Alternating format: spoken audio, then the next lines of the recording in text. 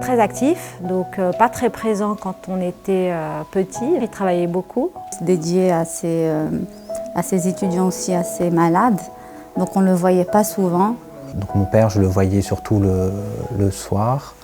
Je me souviens qu'il faisait beaucoup la navette entre Rabat et Casa. Mais très présent pour son métier et ses étudiants et puis sa passion. Donc il travaillait beaucoup, donc c'était beaucoup plus notre mère qui s'occupait de nous. Et il a été très très dur avec nous.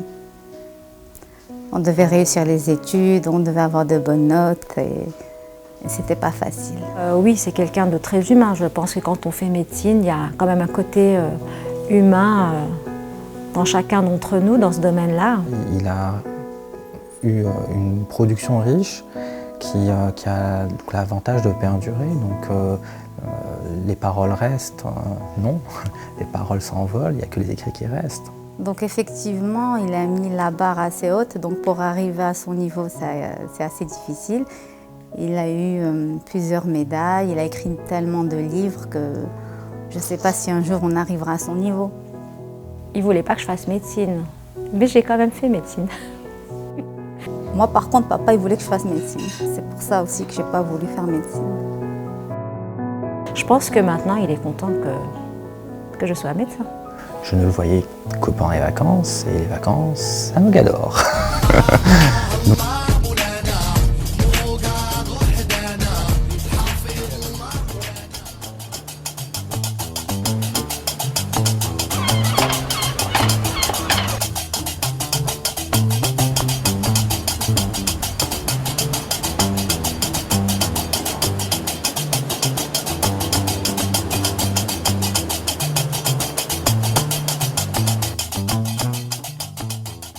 Bon, moi, je suis d'une famille conservatrice, une famille moyenne. Nous vivions, si vous voulez, selon les rites et les coutumes de l'époque. Notre maman, c'était la personne qui couvait tout le monde et qui avait le soin de pouvoir nous assurer, si vous voulez, le manger et puis surtout l'horaire de l'école, l'horaire des études.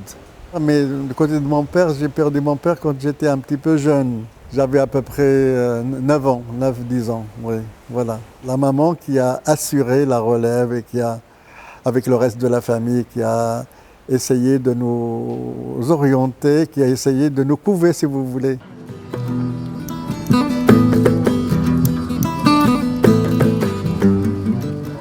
C'est une ville qui jouit d'un climat tout à fait particulier. De mon époque, elle était habitée par environ 35 à 40 000 habitants, dont moitié étaient musulmanes et moitié étaient juives. La cohabitation entre les deux populations était excellente. Nous vivions en petits groupes.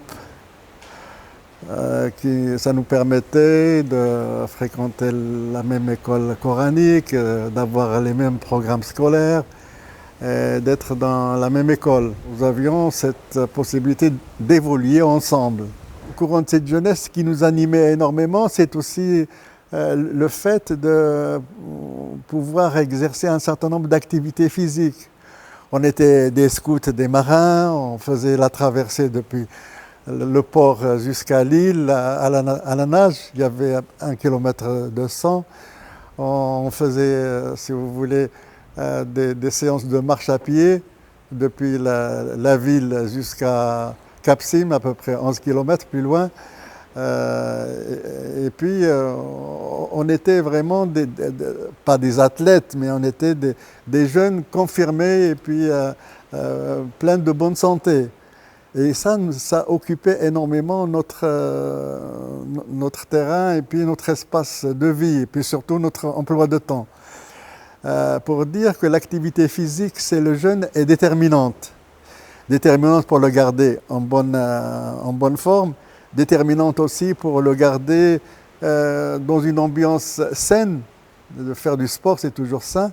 Et puis, ça vous éloigne des histoires de cigarettes, de trucs et d'autres choses.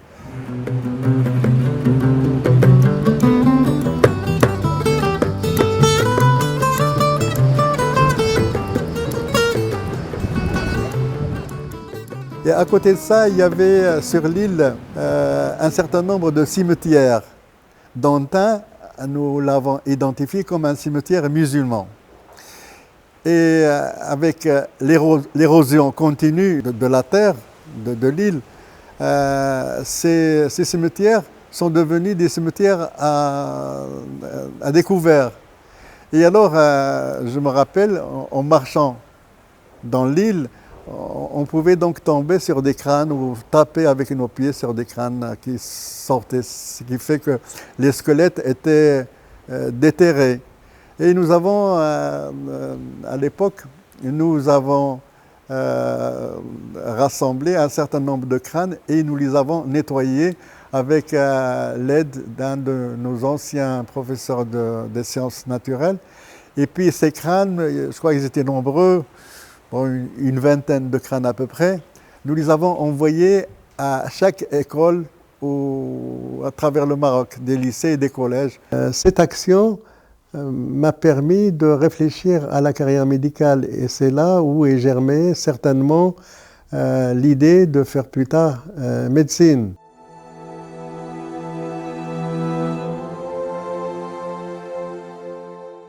En 1958, j'ai quitté Essaouira, je ne suis plus revenu à Essaouira. Je suis parti faire l'école d'Arbida pendant 2 années.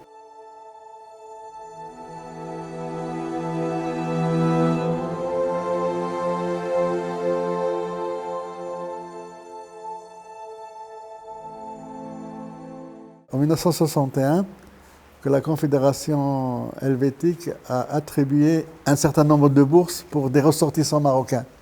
Et puis, je me suis accroché à ça pour bénéficier d'une bourse. Et puis voilà, j'ai fait tout mon possible pour partir et puis je suis parti faire mes études en Suisse. Si vous êtes animé par une volonté et par un déterminisme, vous pouvez évidemment faire échec à tous les obstacles qui se présentent devant vous. Et c'est vrai, quand je suis arrivé en cet hiver 1961, normalement je devais avoir une bourse octroyée par la Suisse, par la Confédération helvétique. Mais une fois arrivé sur place, on me dit, écoutez, les bourses ont été distribuées au niveau de Rabat. Et je me suis trouvé sans bourse. Alors, sans bourse, j'avais une chambre à 14 km de l'université. Je devais supporter les frais de transport. 14 km, venir en bus dans un hiver énorme, très, très fatigant, très éprouvant. Je devais manger, je devais payer ma petite chambre. Et beaucoup de choses. Je devais m'habiller, je devais faire face à un tas de dépenses. Et puis, je me trouvais là, en plein hiver, sans moyen de survie. Alors, ce qui me restait, c'est d'aller trouver, si vous voulez, un petit job complémentaire à mes études. Et c'était très difficile, très difficile. Je me souviens, j'ai dû chercher des travaux, des menus travaux, des petits travaux au niveau des postes, des PTT. J'allais trier le courrier de 11h le soir à 1h du matin, pratiquement 3 fois par semaine, pour avoir un peu d'argent, pour pouvoir donc survivre. Et puis, à un moment donné, j'ai dû trouver un petit job qui est très intéressant chez une dame vraiment très humaine, très, très, très bien. J'avais à servir les gens à midi, entre midi et 2h. Je me libérais entre midi et 2h, je servais les gens et puis je mangeais chez elle. Et puis je partais au cours, je partais aux travaux pratiques. Et c'était vraiment très intéressant sur moi. Alors j'ai trouvé donc ce petit élément qui me permettait de survivre. Mais ce qui était important, c'est que en me renseignant pour une bourse, il fallait obtenir une bonne moyenne au niveau des études. Il fallait passer les examens de fin d'année et obtenir de bonnes notes. Et la bonne note, c'est avoir au moins 5 sur 6, parce que la notation au niveau suisse, c'était de 6. 6 sur 6, c'est 20 sur 20. Ici, on me souvient, au niveau de la session du mois d'octobre, j'ai réussi mes examens avec une bonne moyenne. Je me souviens, avec 5 de moyenne sur 6. Et grâce à ça, j'ai pu donc redemander l'octroi d'une bourse qui m'a été accordée l'année suivante par une bourse de la Confédération. Vous avez, si vous voulez, un standing important qui vous permet d'être couvert du point de vue santé, du point de vue habillement, du point de vue tout. Et puis vous avez aussi une certaine considération quand vous êtes boursier de la Confédération, c'est-à-dire vous avez une considération et vous avez aussi vos enseignants font attention à vous et vous contrôlent. Et c'est ça qui est très important et je voulais dire ça.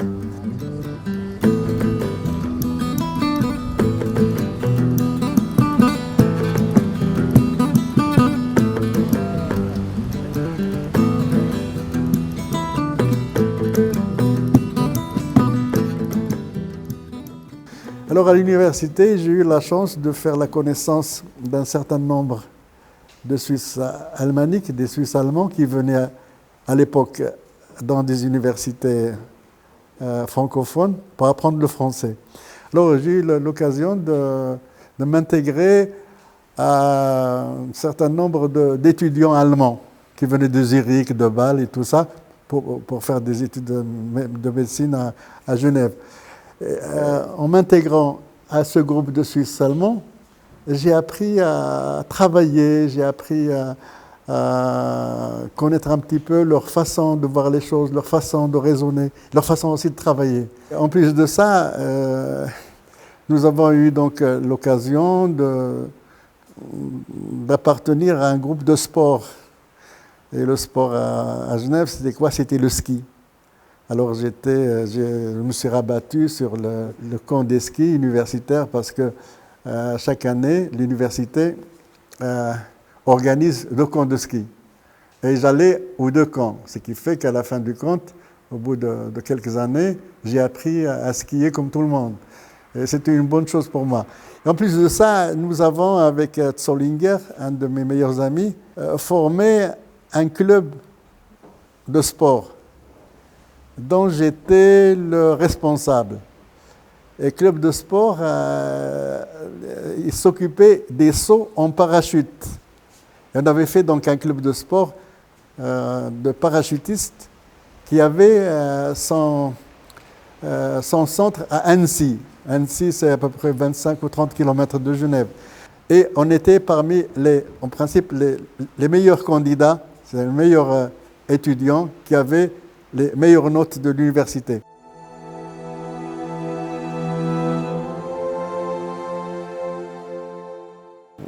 J'ai eu la chance d'avoir des patrons ou des enseignants qui étaient prestigieux.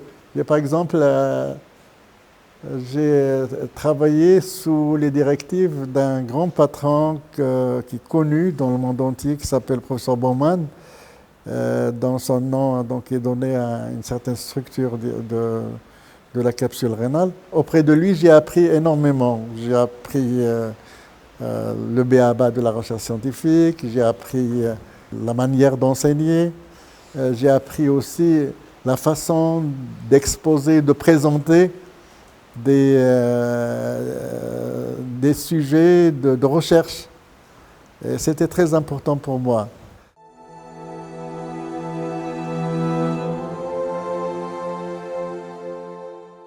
En 1967, j'avais une chambre d'étudiant pas loin de l'hôpital cantonal où je faisais mes stages, mon training médical. Et cette chambre donnait sur la sortie de l'Institut des hautes études sociales de Genève. Et puis, ça fait des années que je regardais par cette fenêtre, ça fait des années que je voyais des filles sortir et rentrer.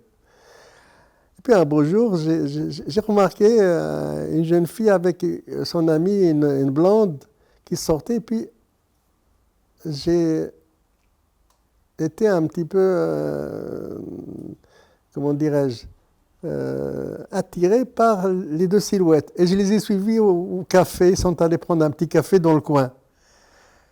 Au coin de la rue, il y avait un petit café.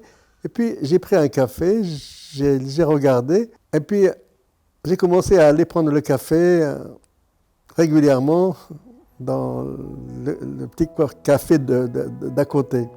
Mademoiselle Scali, qui va être ma femme plus tard. Et puis voilà, pour résumer les choses, une année après, bon, nous avons donc décidé de notre mariage et puis nous nous sommes mariés. Nous avons fait un mariage marocain à Genève avec le drapeau marocain, avec toutes les coutumes, tout l'habit marocain pour la mariée.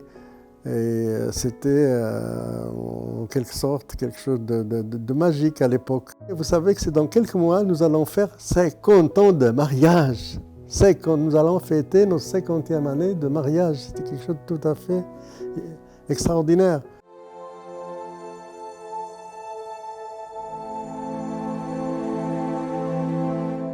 Mes deux enfants, Karim et Nadia, qui ont une formation tout à fait bonne en médecine, vont continuer à pérenniser le côté humanitaire du père, que ce soit au Maroc ou en Suisse.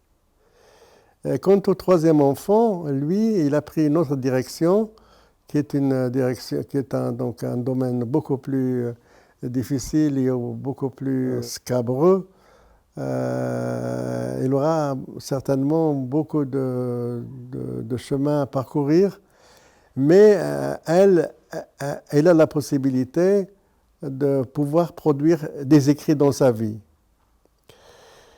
Bon, alors, et derrière cette petite famille, il y a évidemment Sherifa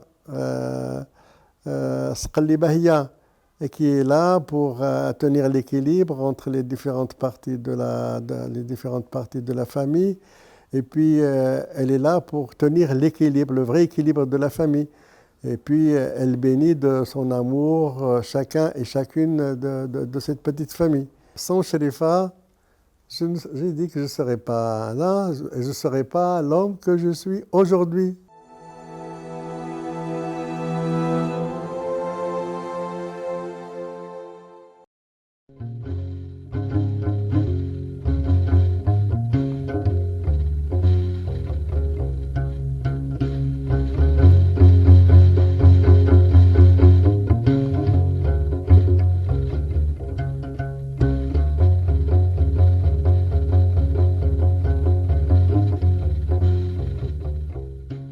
En 1971, il a fallu l'intervention du Conseil d'État pour que je sois nommé donc chargé de recherche une première fois. Et pour que cette nomination soit renouvelée une année après, en 1972, avant de venir au Maroc. Il a fallu, vu peut-être mon jeune âge, et puis vu aussi mon origine, il a fallu donc l'intervention du Conseil d'État pour donc être nommé à ce titre-là, à cette fonction.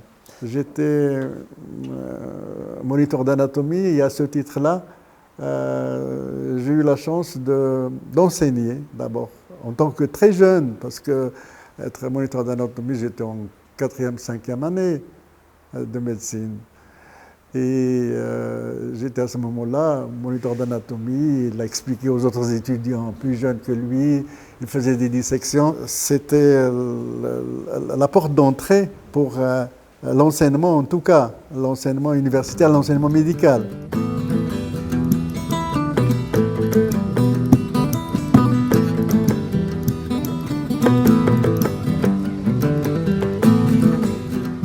Tout de suite, je me suis trouvé dans le département de chirurgie expérimentale, donc anatomie-chirurgie, Et j'ai commencé par préparer ma thèse de doctorat en médecine avec le professeur Jean-Aimé Baumann.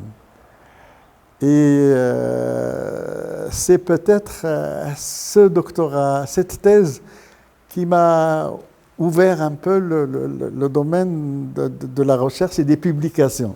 Vous savez que ma thèse a suscité beaucoup de curiosité parce que, en travaillant sur la microcirculation des ménisques de l'articulation du genou, j'ai pu décrire pour la première fois une structure ligamentaire, première fois dans le monde médical, qui reliait les ménisques d'un bout à l'autre. Et à un moment donné, ça portait le nom de ligament Lalaidi pendant de nombreuses années.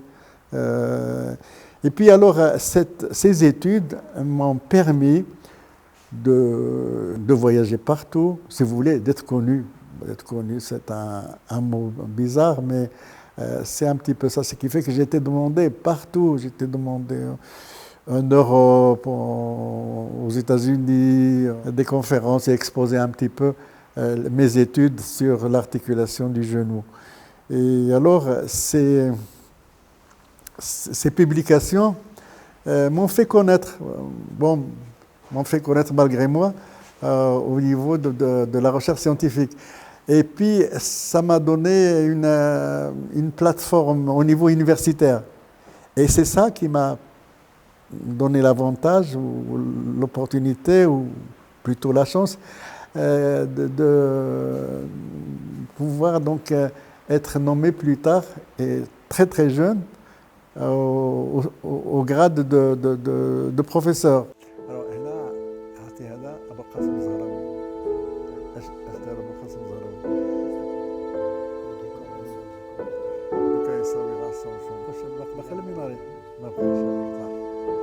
Alors,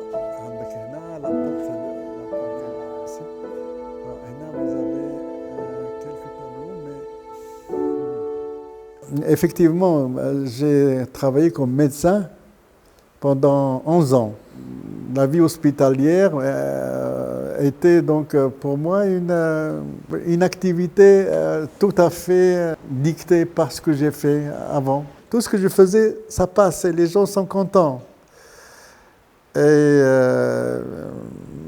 Mais il me manquait quelque chose. Il me manquait en quelque sorte les racines, l'origine. Il y avait d'abord la faculté ici, la faculté de médecine ici à Rabat, qui demandait avec insistance que je vienne aider à l'épanouissement, à l'évolution de notre faculté. Cette insistance a fait que ça a énormément fait pour ma décision de retour. Et puis, en plus des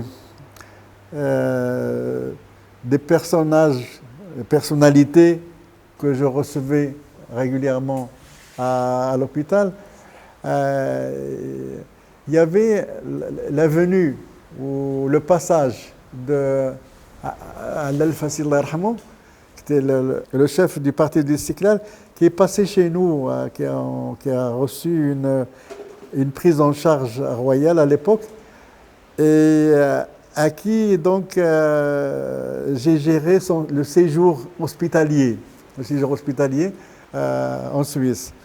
Et alors, le Zaïm de l'Istiqlal a beaucoup fait pour le retour, parce qu'il connaissait très bien la famille de mon épouse. Il ne voyait pas notre avenir au niveau de la Suisse. C'était pratiquement impossible de lui mettre ça dans la tête. Alors, il a fait énormément de choses. Et puis, à côté de ça, il y avait aussi le fait que la demande de la faculté de l'époque fait que le Premier ministre de l'époque s'est déplacé 2 fois pour venir au niveau du département de l'instruction publique de Genève pour que je puisse rentrer. Devant toutes ces insistances et surtout devant le fait que nous avons Nous avons une jeune faculté qu'il va falloir développer, où il va falloir aider, où normalement tout ce que j'ai appris en Suisse, normalement sert à l'évolution et au développement de notre jeune faculté. Alors c'est ce que j'ai fait, c'est donc ça qui m'a permis de prendre ma décision finale.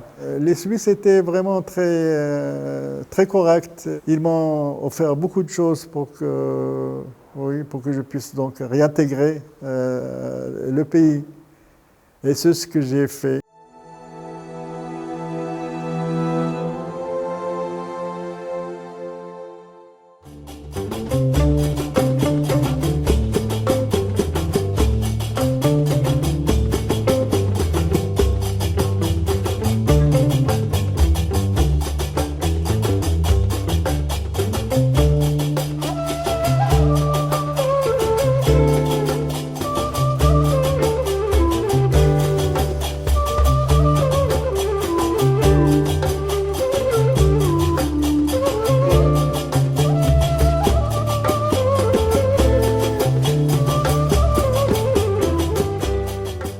L'Université de Genève, c'est-à-dire la faculté de médecine, allait d'abord m'octroyer la possibilité de rentrer au Maroc pendant un certain temps.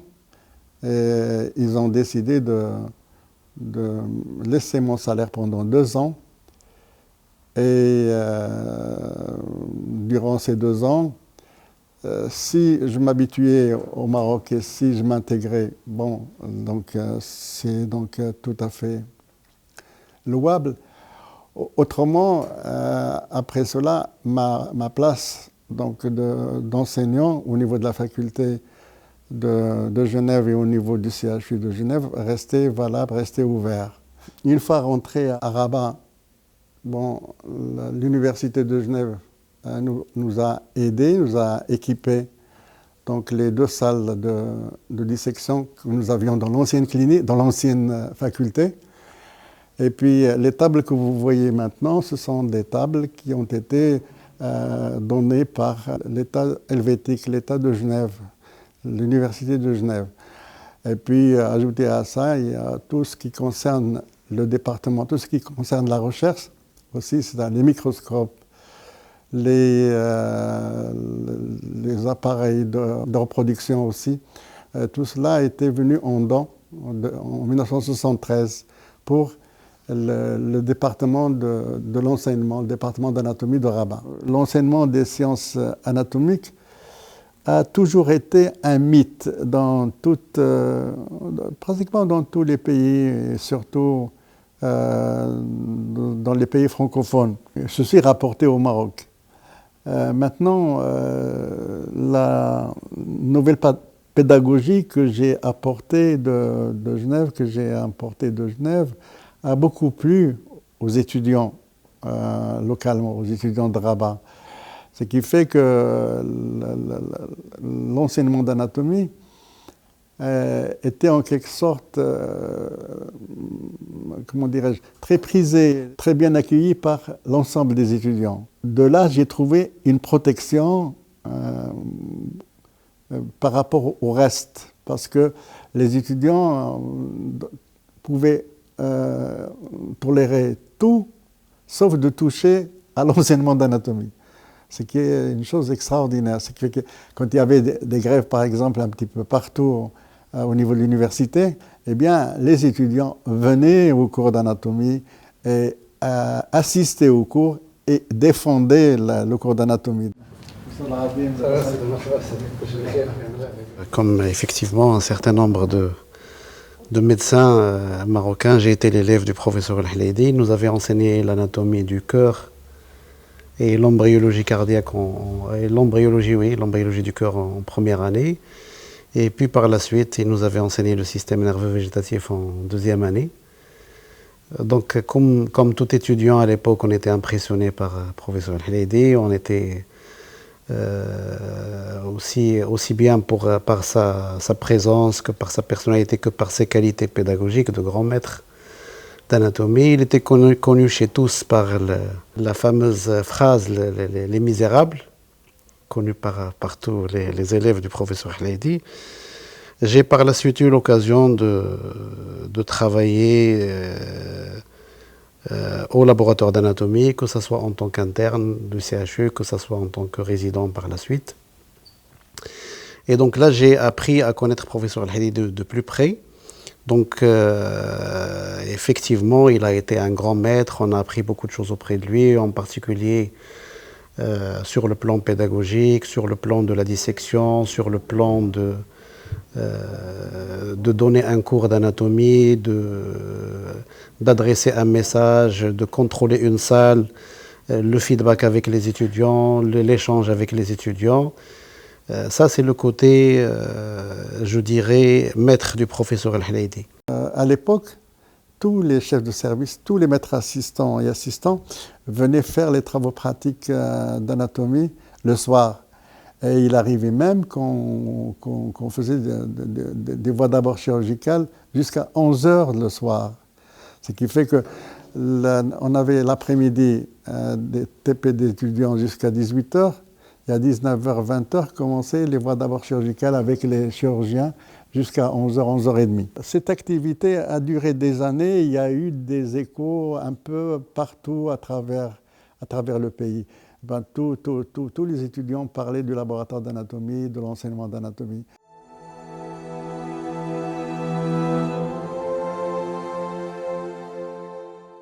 Le Casablanca, c'était plutôt... le service a été créé en 1975-76. Il a été rénové, été équipé.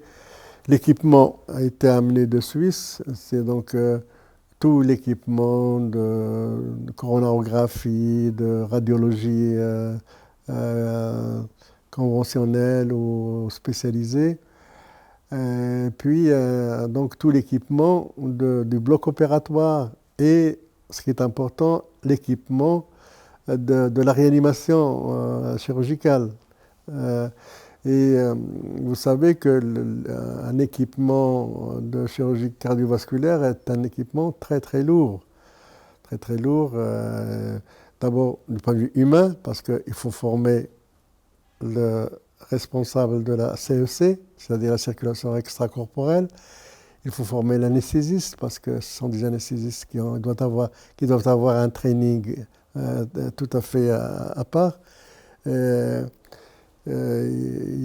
faut former aussi l'instrumentiste. Et puis, toute cette gamme de personnel a été envoyée en Suisse sur les frais des Suisses pour être formés à l'hôpital cantonal et à Genolier. Et une fois que l'équipe est prête, nous avons donc démarré le service de chirurgie cardiaque à l'hôpital Averroès, au pavillon 37. Et nous avons commencé d'abord par faire les premières interventions à cœur ouvert. C'est donc les premières interventions à cœur ouvert du Maroc, de l'histoire du Maroc. Donc des interventions cardiaques à cœur ouvert sous CEC. J'ai encore actuellement des anciens opérés de l'époque des années 77 qui viennent me rendre visite de temps en temps ici à Rabat. C'est des dames qui ont 2-3 gosses qui viennent me dire bonjour. Et la même chose, j'ai aussi 2-3 malades qui viennent me voir de temps en temps. Ce service a fonctionné jusqu'aux années 82. Le service marchait normalement, il produisait un certain nombre d'activités. Les interventions qui étaient effectuées dedans étaient faites avec succès. Et les journaux en ont parlé de nombreuses fois. Et puis, à un certain moment, nous avons eu des problèmes avec le cardiologue de Rabat. Le cardiologue de Rabat qui avait les oreilles des hauts lieux. Je me rappelle, c'était un beau jour, à 9h du matin, j'ai reçu un téléphone du directeur de l'hôpital à Averroès, me disant qu'il y a une délégation qui arrive de Rabat. Donc, et qui va venir tout à l'heure vers 10 heures au service. Je dis oui, mais bien sûr, c'est tout à fait logique et tout à fait normal que nous recevions des gens qui viennent de la capitale et des gens qui viennent de nous rendre visite. Vers 10h, 10h15, 2 camions semi-remorques à gros tonnage sont arrivés d'abord, puis par la suite ont suivi la délégation avec le personnel. Il y avait le secrétaire général du ministère, il y avait l'inspecteur de la santé publique, il y avait l'inspecteur régional, il y avait le directeur du CHU et il y avait trois enseignants de Rabat, de CHU de Rabat. Parmi eux, il y avait le fameux cardiologue de Rabat et puis un chirurgien qui est venu, de, je ne sais pas, il était où, que je ne connaissais pas. Ben, ils sont rentrés dans le service, la secrétaire m'appelle, je sors, j'étais à ce moment-là en train de changer un pansement et j'ai salué la délégation, je les ai invités à rentrer dans le bureau pour savoir quel est l'objet de la visite. Et puis, à ce moment-là, une voix criarde s'est levée, me disant, écoutez, nous sommes là par les ordres des hauts lieux. Nous voulons voir le personnel, nous voulons visiter tout le matériel installé au niveau du service de chirurgie cardiaque de Casablanca. En écoutant tout cela, j'ai commencé à rigoler. J'ai dit, bon, écoutez, là, il y a un problème. Et je les ai invités à rentrer. Je dis, écoutez, rentrez d'abord, on discute, et puis à ce moment-là, on verra. Alors, personne ne veut rentrer au bureau. Et puis après ça, j'ai dit, écoutez, hier, j'ai dîné auprès du chef de l'État. Il m'a bien dit que le service de chirurgie cardiaque Casablanca doit continuer à travailler normalement, mais qu'on doit ouvrir le service de chirurgie cardiaque de Rabat. Alors, je ne sais pas,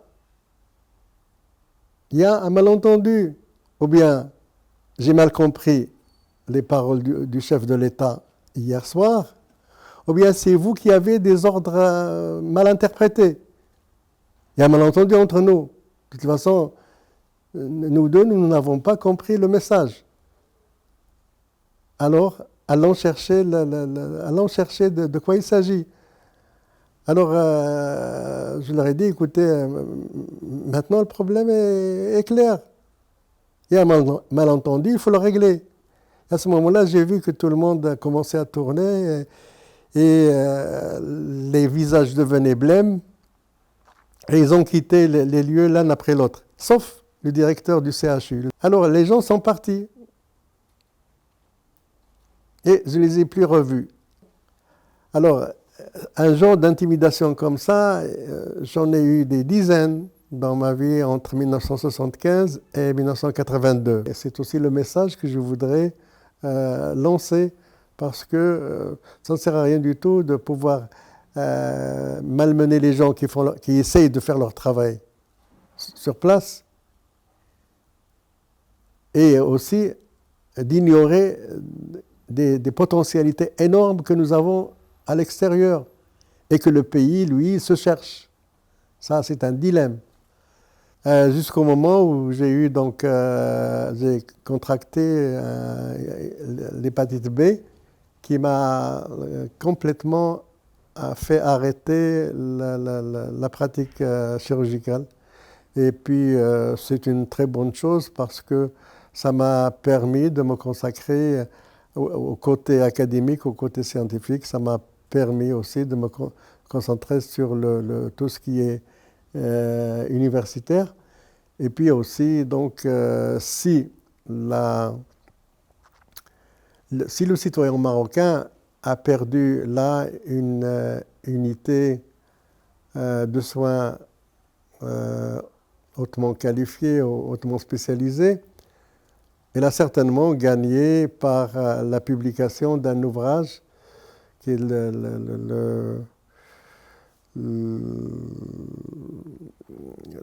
l'anatomie topographique et application chirurgicale, un ouvrage de grande qualité. Si le citoyen a perdu quelque chose, la science a gagné, et a grandement gagné dans l'affaire. Quand l'ouvrage est arrivé en 1986, il a pris la relève de cette mythologie d'enseignement. Alors tout le monde parlait de l'ouvrage Anatomie, tout le monde parlait de M. Lalaïdi.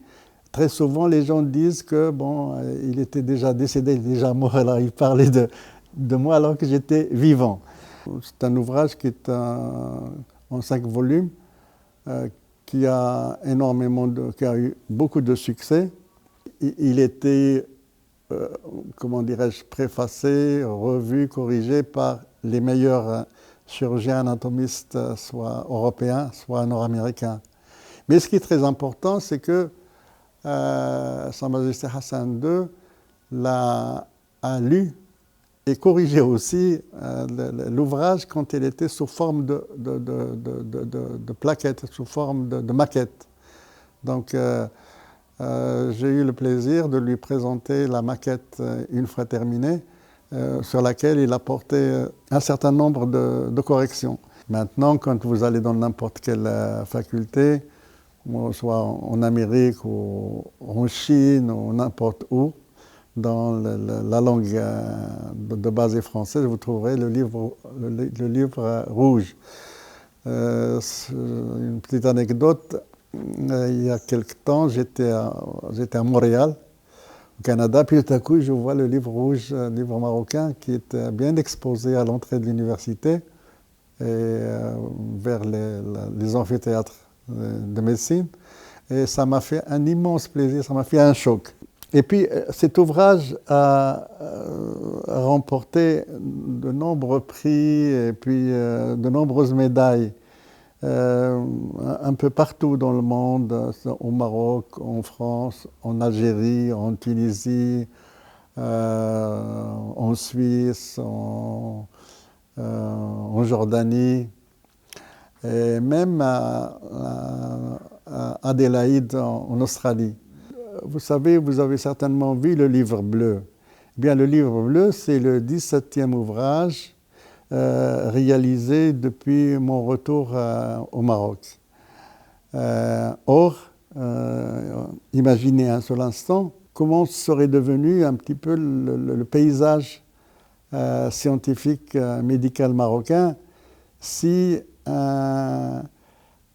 des enseignants, si chacun des enseignants des CHU du Maroc actuellement avait fait ou avait fourni un petit effort, comme ce que j'ai fait, pour laisser un petit manuel, pour laisser derrière eux un petit manuel.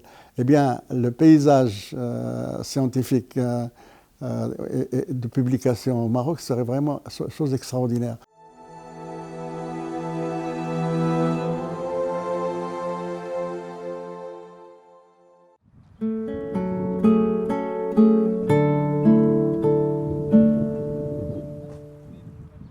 Ce que je voudrais donner comme conseil, d'abord aux étudiants en médecine, aux techniciens de la santé. D'abord, il faut aimer ce qu'on fait, aimer son métier, avoir de l'enthousiasme pour le travail qu'on fait. Si vous êtes compétent dans ce que vous faites, personne au monde ne peut vous toucher, c'est clair. Si vous faites votre travail convenablement, rien ne vous manquera dans votre vie. Ça, c'est clair. Et il y a autre chose que je voudrais conseiller aux jeunes, c'est d'être un peu plus nationaliste, d'aimer leur pays et de dire que tout ce que vous faites, vous le faites pour un pays qui est le vôtre. C'est un pays que vous n'avez pas loué. Vous n'êtes pas saisonnier ici dans ce pays. Et si vous aimez, vous avez cette notion, eh bien tout ce que vous faites a un sens. Et puis vous allez acquérir beaucoup de patience pour essayer de réaliser le maximum d'activités. Si vous faites des choses à l'envers et mal, c'est vous récoltez ce que vous attendez. Si vous faites quelque chose pour votre pays, qui est quelque chose de bien, eh bien, vous le faites pour vous, pour vos enfants, pour vos petits-enfants et pour les générations qui montent. Si vous êtes là en train de courir derrière les futilités matérielles, les histoires de biens qui n'ont aucun sens, je pense que le résultat ne va pas être satisfaisant.